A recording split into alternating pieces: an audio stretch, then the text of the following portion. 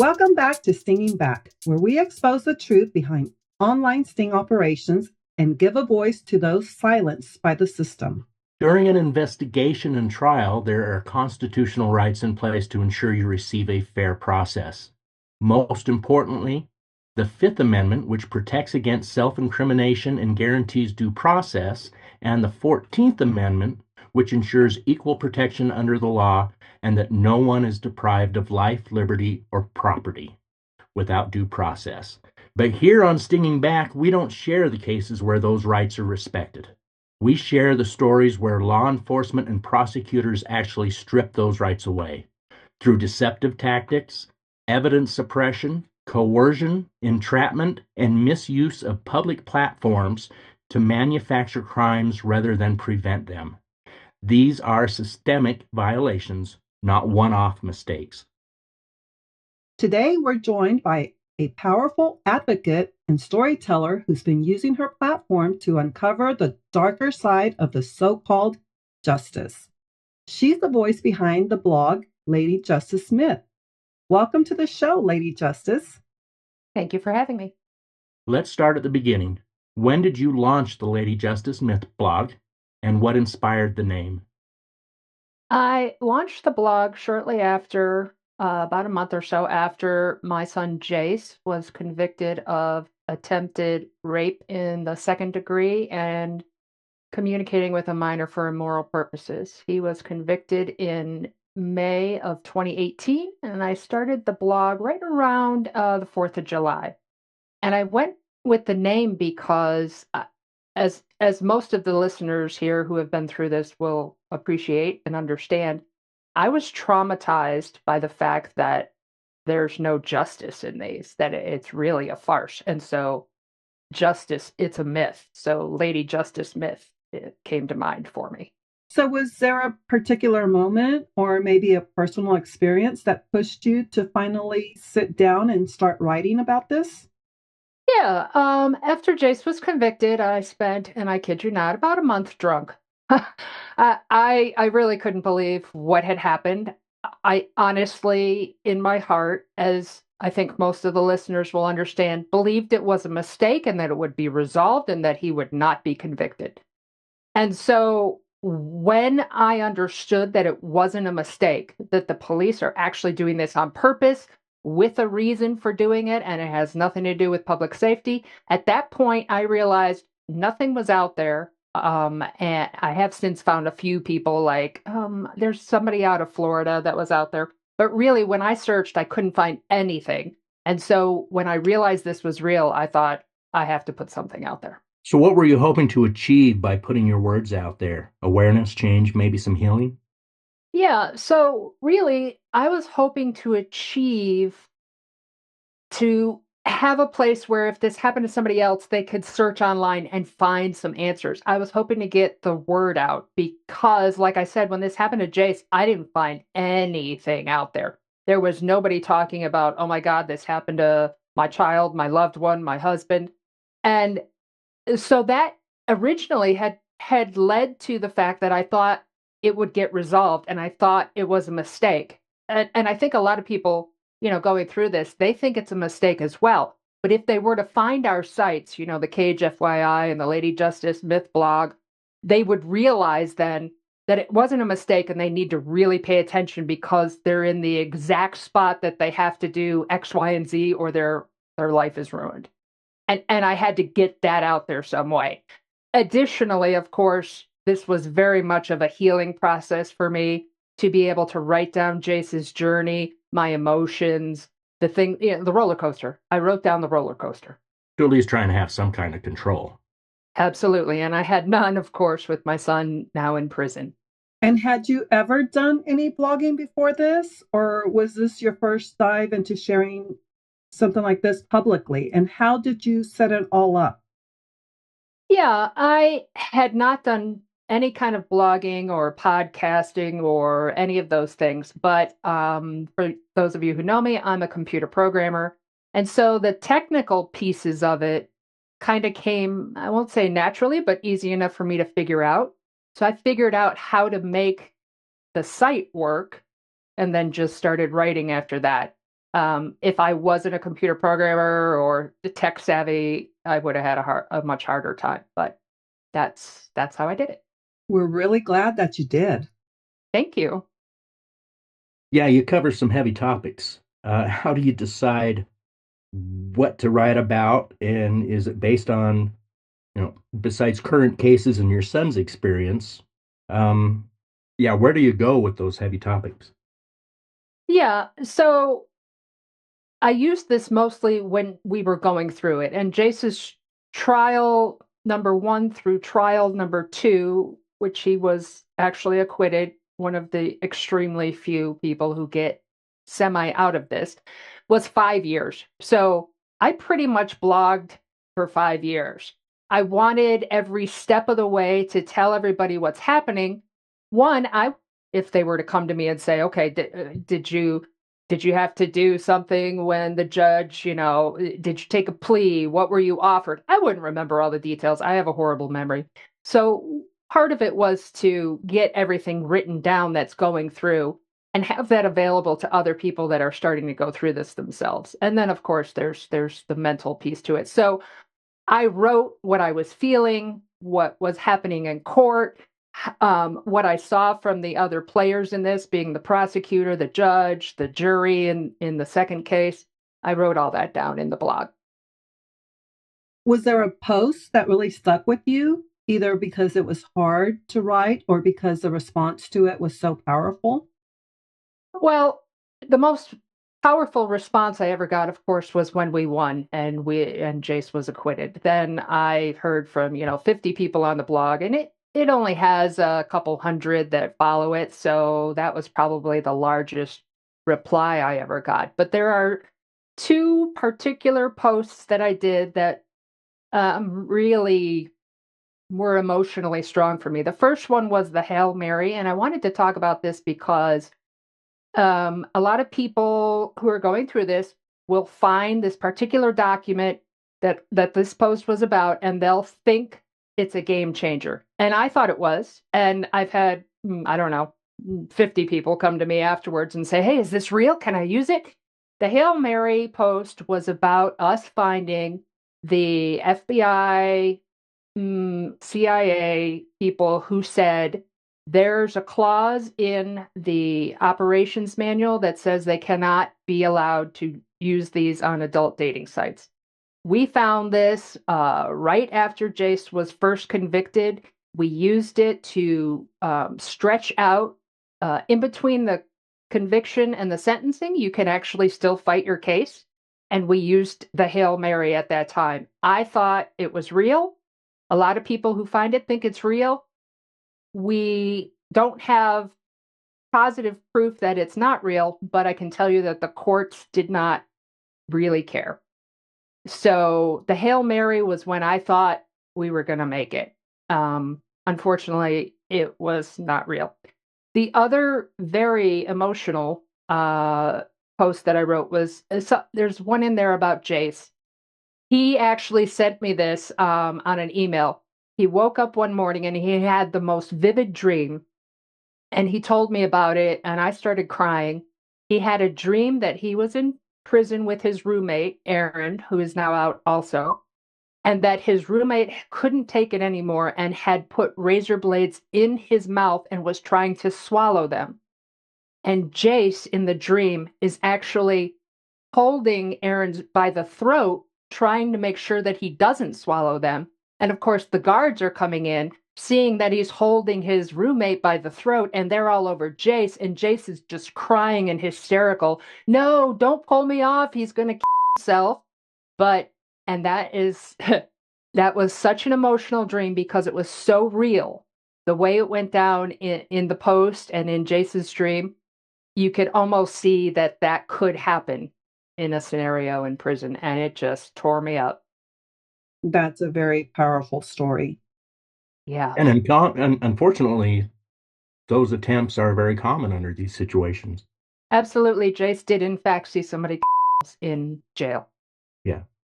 My 21-year-old son saw somebody himself. Nice. And that's something we don't hear in the media about. Um, that is a result of these sting operations. And there have been lives lost to this. And most of the men that I have spoken to about this have told me as well that they have contemplated.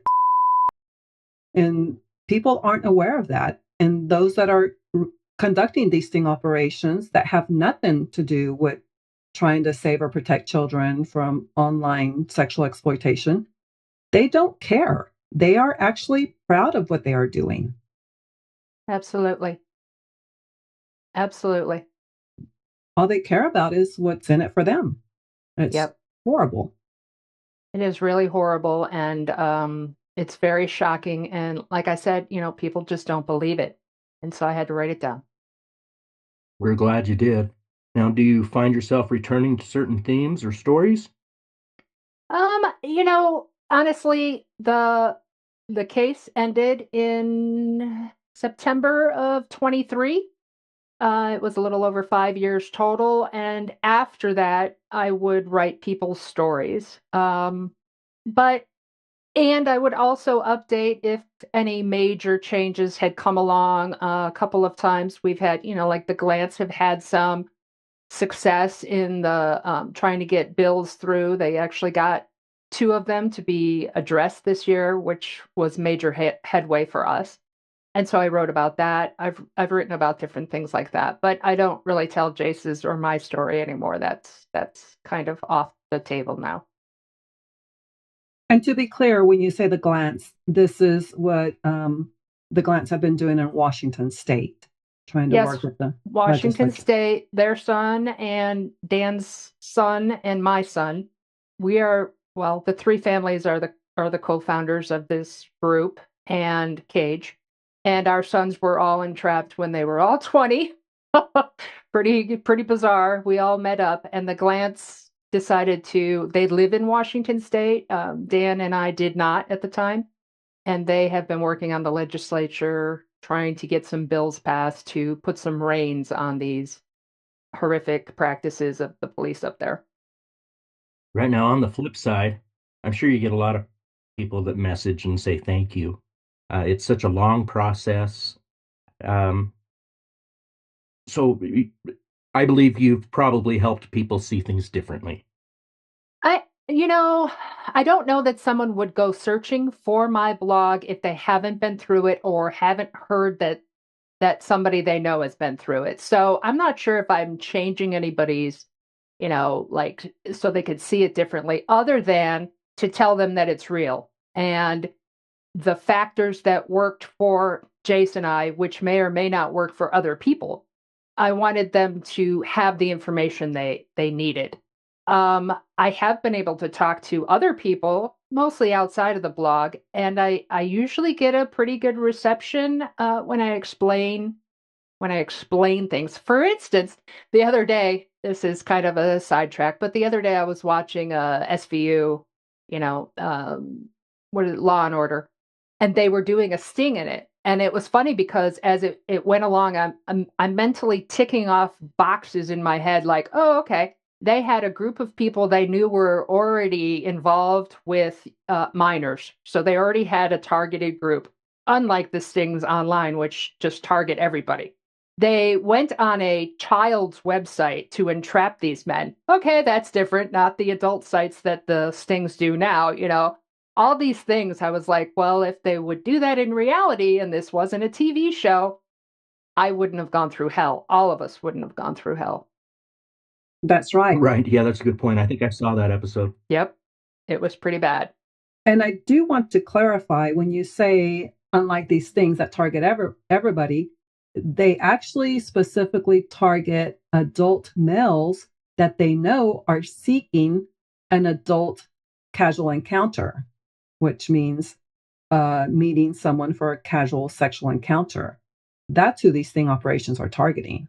And that's Absolutely true. But they don't discriminate between someone looking for a minor or not looking for a minor. There's nothing in the ads that depict that you're looking for a minor. In fact, you're on an adult site.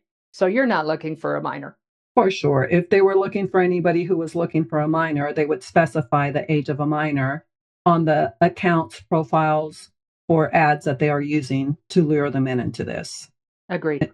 They're certainly not doing that. And so we know that when you speak the truth, the trolls come out. Like we've seen our friend Norm on his ICAC Unpacked YouTube channel. He gets attacked all the time by the trolls, calling him a liar and, basically telling him he's in denial or he's lying and he's arrogant and I don't know what. But so have you faced any backlash or negative feedback? And if so, how did you deal with it?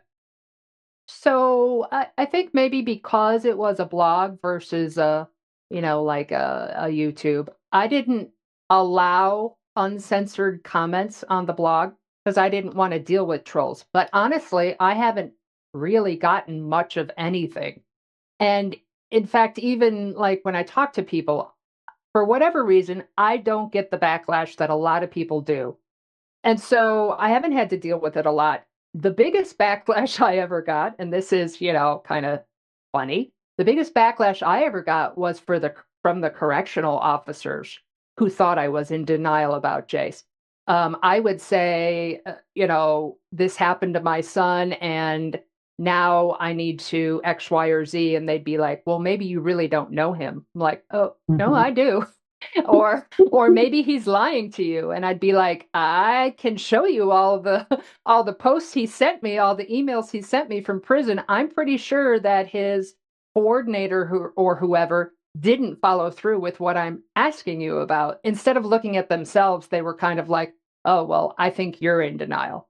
And so that was really the worst I got, was from the officers in charge at the prison, or then his potential correctional officers when he got released. And what's crazy about that is they act as if they would know your son better than you do. So that Absolutely.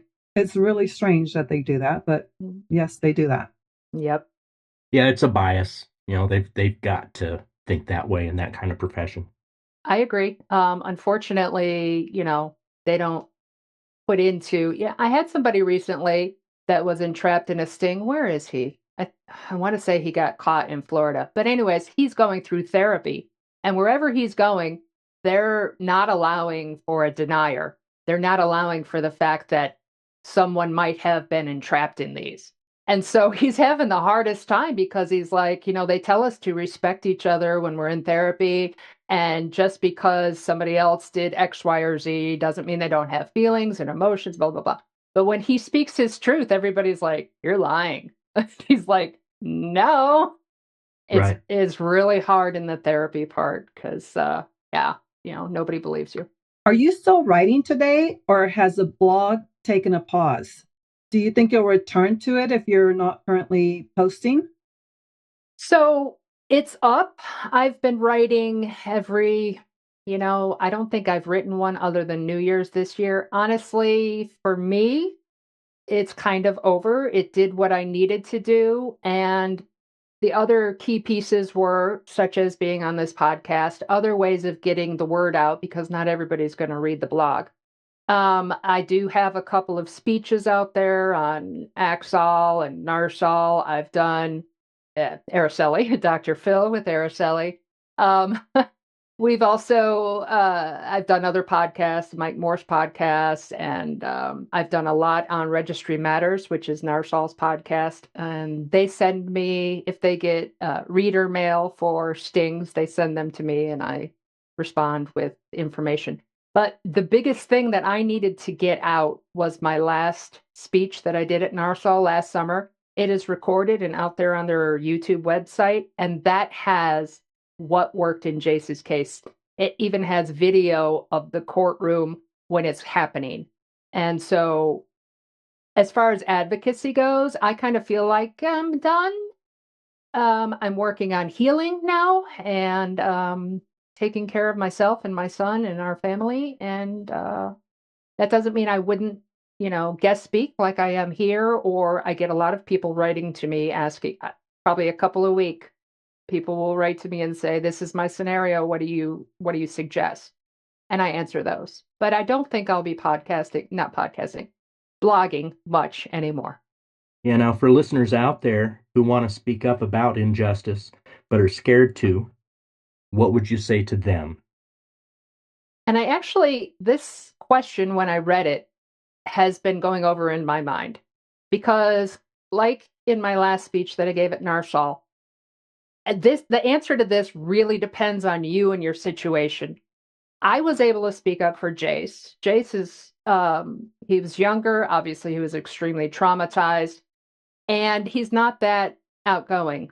And I can be, so I was able to do this. So for the people who want to speak up, but they just feel like they can't for whatever reason, I understand it. And that's the reason why, say, yourself and me are all here because we're speaking up. If you want to speak up and you just don't know where, a great way to start is to be on this podcast or to write other podcasts or to start a blog or to, as I once did, take out a billboard. Yeah. Any way you want to get your word out, my answer would be just do it. But that's not for everyone. If you have a family and there might be repercussions if you're on parole or probation, okay? There's real life scenarios where there is retaliation, where there are trolls who may come after you. If you feel you can't, don't. But if you're kind of on the edge and you want to try, I say try it.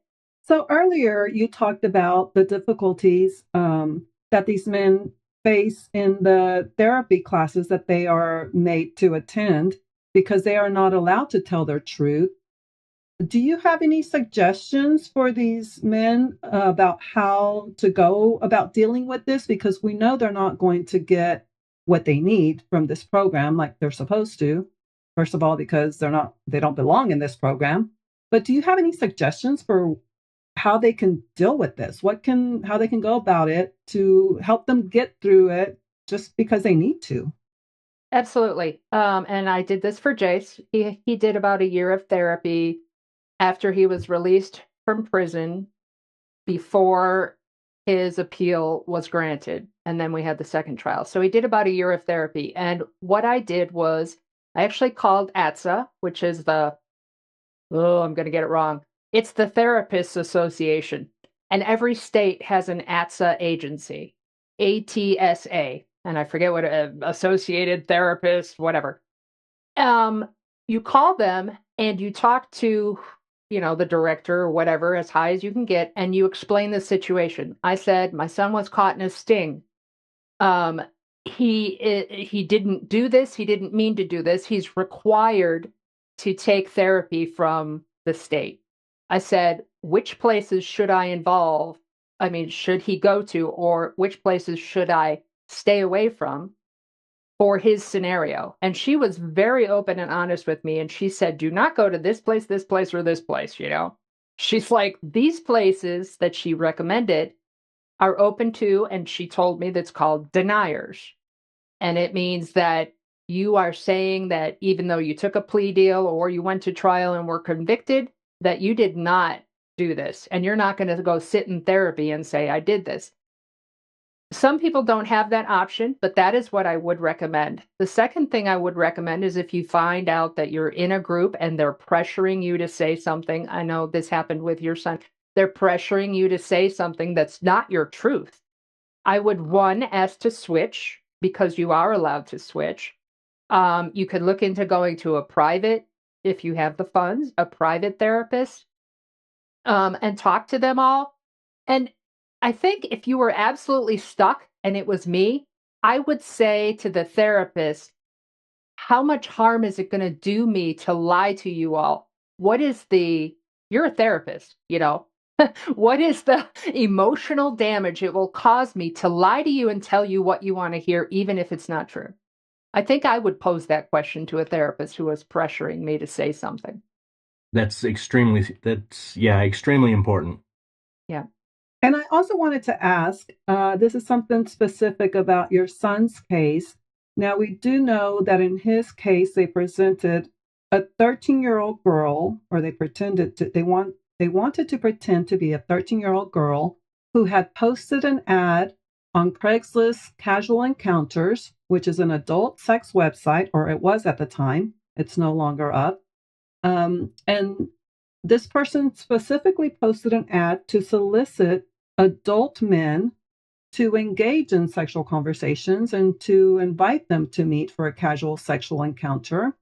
Now, my question is, do you think that if Jace's first defense attorney had presented it that way to the jury, if he had gotten up there and said, "Ladies and gentlemen of the jury, the government wants you to believe that there could be a 13-year-old girl who, for some reason, has the sexual maturity and sexual confidence that it takes to go online onto an adult sex website and solicit random adult male strangers to engage in sexual conversation and invite them to meet for casual sex.